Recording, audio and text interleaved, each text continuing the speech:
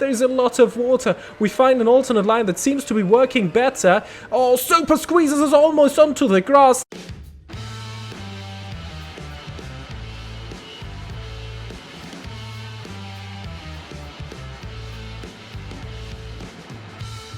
Welcome everybody to round 2 of the 1997 GT Championship in Automobilista 2, where today we will be racing at the Silverstone circuit and where rain has fallen earlier today, leaving us with a wet track at the start of this race.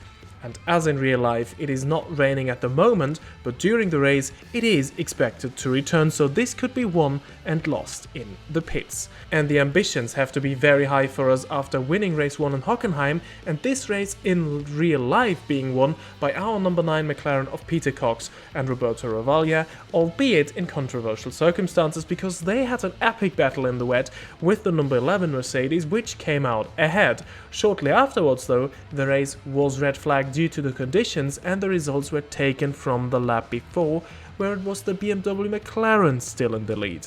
Now, considering the circumstances, I would say our goal for this race should be to survive, but then again, that will be a low bar when we actually drive the race-winning car. So I am going very ambitious with this one and say the goal is to repeat history and win this race to make it 2 out of 2 and get a proper grip on the championship.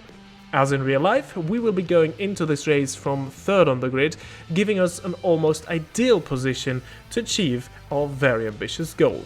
And as you see the rest of the grid, we're just about to go racing at Silverstone in stereotypical British weather. Well, and here we are, approaching the start and finish line, turning the wipers on, because you can already see at this reduced speeds that we are going now, that there is a whole lot of spray. But as I said, this will get a lot less now in these early stages, as Emmanuel Collard in the JB Porsche immediately passes us. He got an incredible getaway, might have even jumped the start a little bit, and now it's Christophe Bouchot in the Kremer Porsche also passing us, and Thierry Boutsen. So within 2 corners we drop 3 places and are just down to 6th as we go through the S's for the very first time. Well, we somehow made it through.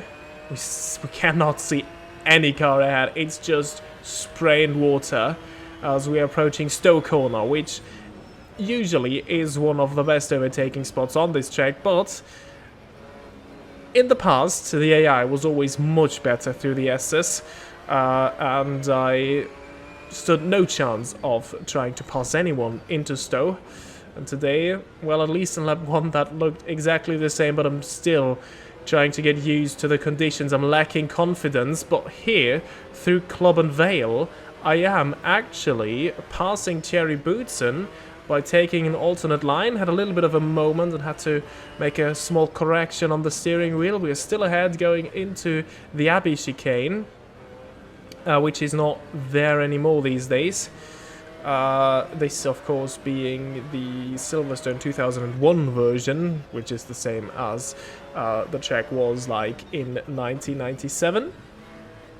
As we can already see, the top 3 getting away from us as we are behind Bouchot. I hope I pronounced that name right. It may be horribly wrong. My French lessons are a long time ago, so I do apologize.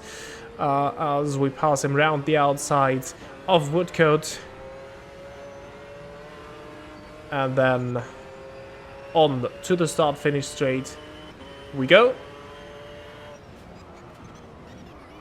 Oh, and we almost run right into cops, too late on the brakes, and we immediately lose the position to the yellow Kremer Porsche, and I think we might even be under attack from the Works Porsche of Thierry Boutsen. Yes, there he is. He passes us at the beginning of the SS, and now again let's watch how we do through this part of the track, and immediately you can see there is a dry line forming.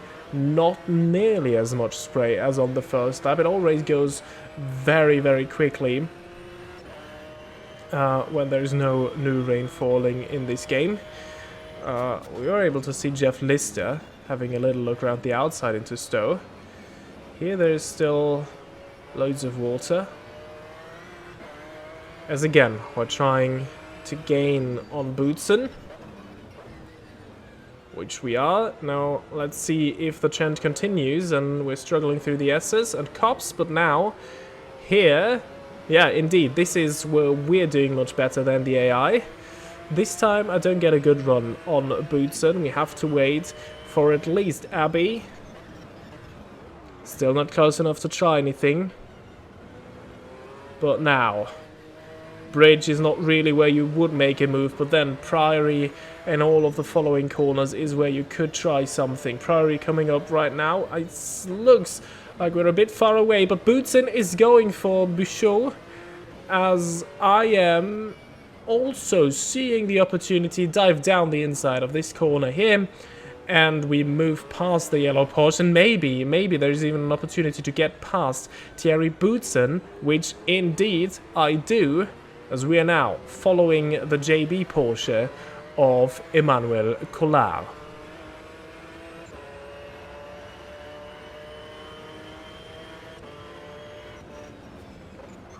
Important that we get Cops right this time, which we finally do. So, the next Porsche privateer is just ahead of us, and the position where we started, which is the podium places, and you can already see on towards the run towards Abbey. That was at least one towards too much. I have a little look, but we are too far away to brake alongside. So I have to back out of that move. We got awfully close to the Porsche. Another attempt. This time Priory. We are very close. Down the inside we go. And up into P3. And now things are looking much better again, both in terms of our position, but also in terms of the weathers. We are now chasing Steve Soper and Bernd Schneider for the race lead. Well, and we are jumping ahead in time once more, as we are watching them battle for the race lead. This time it is not an all Mercedes show in the early stages of the race. Again, it is Soper and Schneider. These were the two cars that we battled a lot in Hockenheim, as well as Schneider has just taken the lead off of Soper.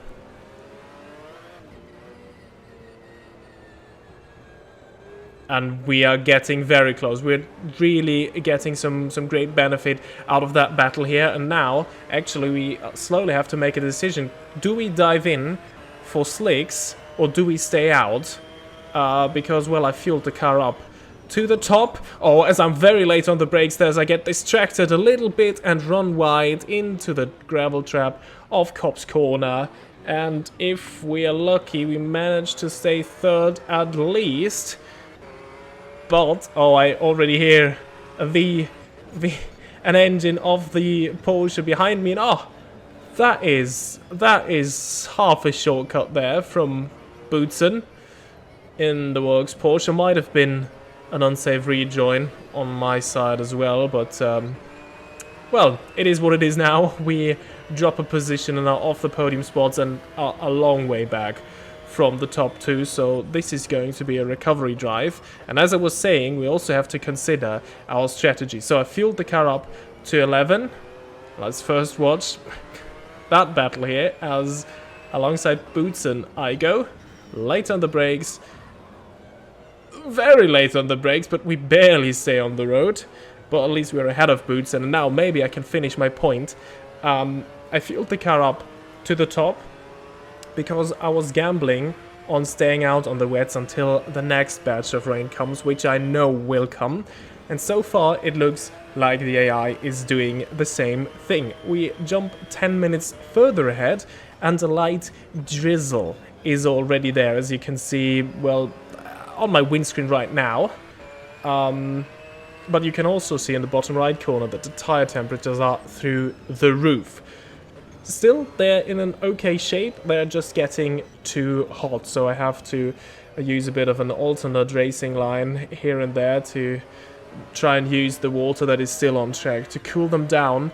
But more rain is on the way. Now it is just about surviving, and especially making these tires survive, as I let you enjoy the chase for Schneider and Stoper in silence again.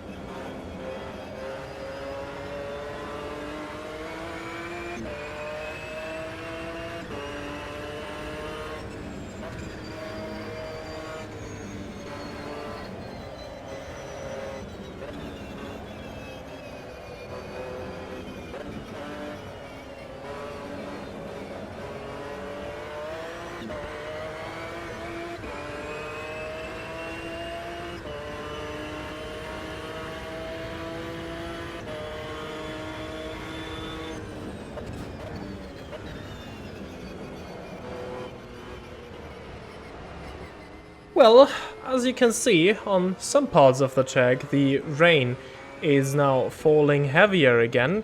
For most of the track, it is not like the water is actually staying on track and increase its wetness, but down into Stowe there, you're really able to see there is a lot of water again. So that means our strategy, which is unfortunately also the strategy that the AI have gone for, which is just driving on the wets until the rain comes, which apparently works because it's only getting worse from here now, which is better for our tires, ironically. And you can also see the skies are darkening and the tire temperatures are going down, even though I stay on the racing line for the moment. And still, this is an awesome battle for P1 that we're watching. Bernd Schneider has a little look to go down the inside of Steve Soper, but now there is a gap that we might slip through. We go on the inside as the direction of the course changes into this right-hander here. We're down the inside of Schneider. Schneider runs wide at the exit and up to P2 we are. Schneider has a little look round our outside. Stays behind though. We're coming up to Copse to start another lap now. Oh, there is a bit of a lock-up. Nothing too bad though. And this time we also don't run wide, which is important for a race. The next car is now our teammate again. Through the S's, you were able to see that while I stayed silent for a bit. We are still struggling. This is not our strength, or a very big strength of the AI that I cannot keep up with here. So again, on the hangar straight, I have to drive on the mirrors as I'm watching where Schneider positions his car. Towards Stowe we go. This is where we need to be careful because we know, and you can see it just by looking at Soper ahead, the spray that is coming up here, it's incredible. Through that ditch that Stowe goes through, there is just a lot of water. And as I said, I think I'm not able how to tell how well you're able to see this in the video. I think you can a bit on my windscreen. The rain is now falling heavier everywhere. But actually things are still working fine for us, as look at how much we've gained on Steve Soper, on our teammate. Maybe there even is a first chance. Yes, there is a chance into Priory. Late on the brakes, we leave him the space, but we're still fully alongside. The next one is left again, and even ahead of Woodcourt and Luffield, we are past our teammate and up into the race lead for the very first time. The chaser has become the chased. In conditions that are getting worse and worse by the minute. And also, an interesting point that we have to make strategy-wise is now that I think this one will be a one-stop. We're almost at the halfway point and there is still over 30 liters of fuel remaining in our car. So I think we can very easily do this on one stop as I almost fall off the road here through the S's. And that allowed Soper to slip through. Maybe now? No, he's much earlier on the power. Incredible how much better the AI is through the S's. A bit embarrassing for me, but, well, I'm just putting it down on the AI is just overpowered. And look at the spray here. Immediately, as soon as you turn in, there's a lot of water. We find an alternate line that seems to be working better. Oh, Super squeezes us almost onto the grass. This is incredible, but we stay on the track somehow and even manage to get past the number 8 BMW McLaren. So this was a tricky move. That could have gone very wrong indeed, but it didn't. So we are absolutely fine. And back into the race lead. Let's just try and keep it for more than 2 or 3 corners. Well, honestly, I may just have jinxed myself, because look at that into Priory, which has not been a problem at all race long. I drive off the road. Didn't lose too much, luckily, as the more rain is falling, the more Bernd Schneider is struggling to stay with Soper, so they have been battling from start to now. But right now, Soper is getting away, so apparently these conditions suit the McLaren F1. As we're just ahead of the halfway point of this race. And now you can see there is like a film of water everywhere. And this is not the maximum amount of rain that is expected to fall during that race. That should start shortly after the halfway point. And this is also where, in real life, this race was behind the safety car for a very long time. And they all thought they would red flag it. They didn't. They tried to restart it. And they restarted it, but soon after, they really had to properly red flag it. So, in real life, this race was not run the full distance. And look at that. Every lap we get here, it is resembling more and more of a boat race past Stowe. Well, now it has extended that boat race towards Club and Vale as well. But honestly, I must say, this is just... It looks beautiful in this game when the rain comes out. As we have a little look, being early on the power compared to Bernd Schneider. Doesn't quite work. We have a look down the insides. Oh, we are very late on the brakes. We have locked the tires a bit, but still we move past. Schneider is still there. Gets the better exit out of Abbey through bridge. We try and stay alongside, which we actually do. And now we have the better line for Priory. Late on the brakes. Not slipping off the road or into Bernd Schneider this time. He's still there though. But the next is also a left. And we take P2 off of the Mercedes again. And now it's another chase past our teammates that I will let you enjoy in silence once more.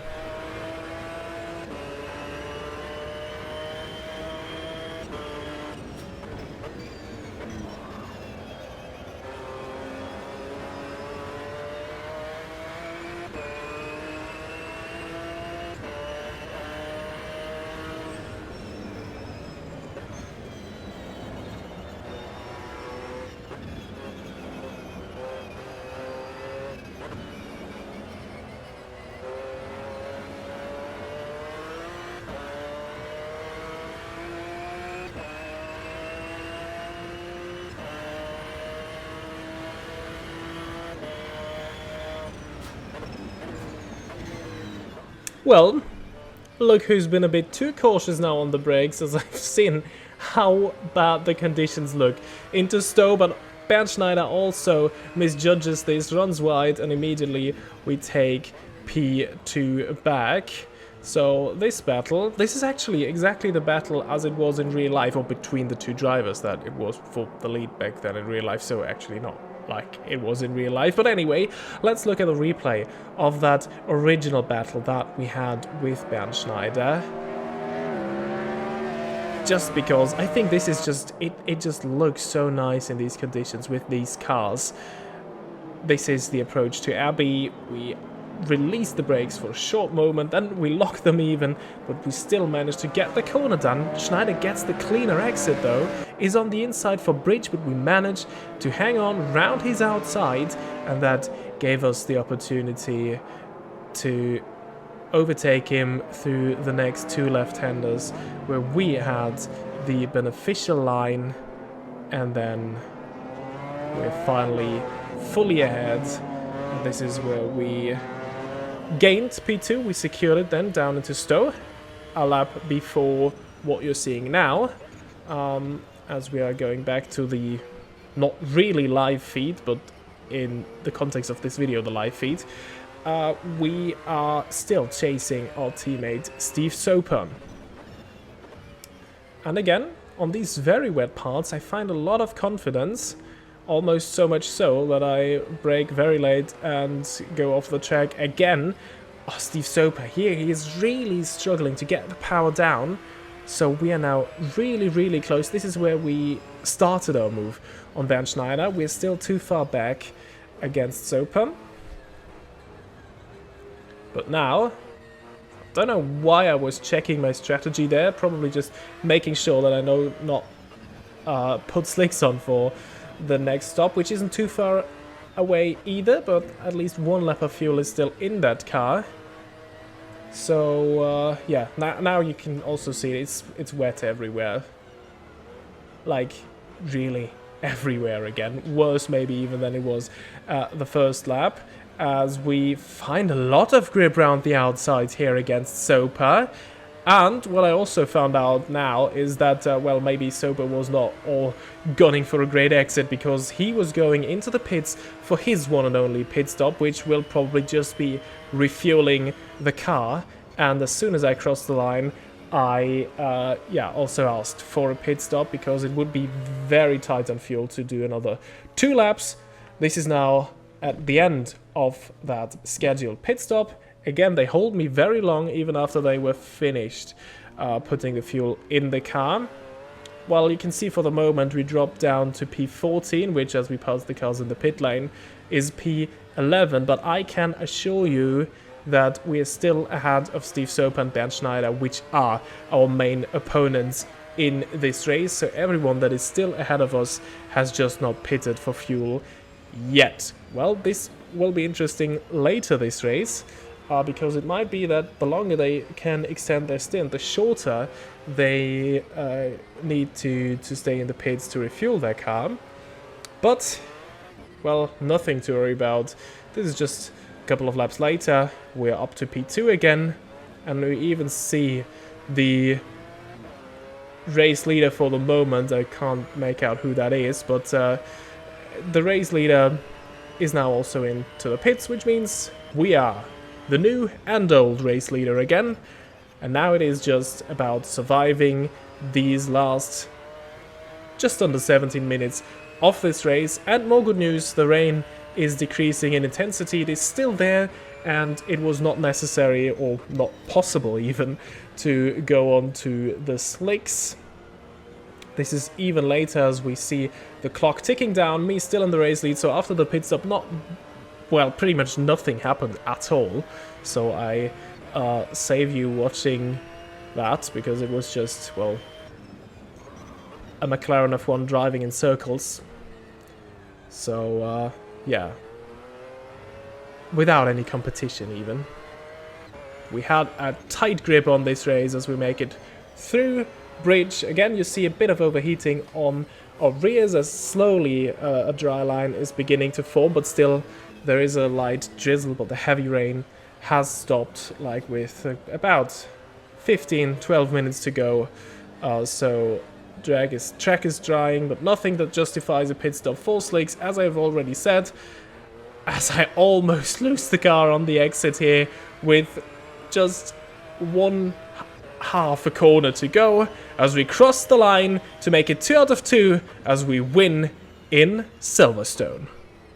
So, and these are the point scorers of today, and there is a big surprise because David Brabham and Andy Wallace, both of the David Prize panelists, have really excelled in these conditions and made the strategy work as well. I think they were extending their pit stops, and they finished on the podium. Steve Soper, who we were battling for the lead, only 4th, with Bernd Schneider 5th and Thierry Boutsen in 6th. So these originally were the cars that were running behind us when we took the lead, but they have fallen down the order after the pit stop. Which also means that in the standings, we are now over a race win clear already of Steve Soper, our teammate, in P2, and David Brabham somehow is now 3rd in the David Prize panels.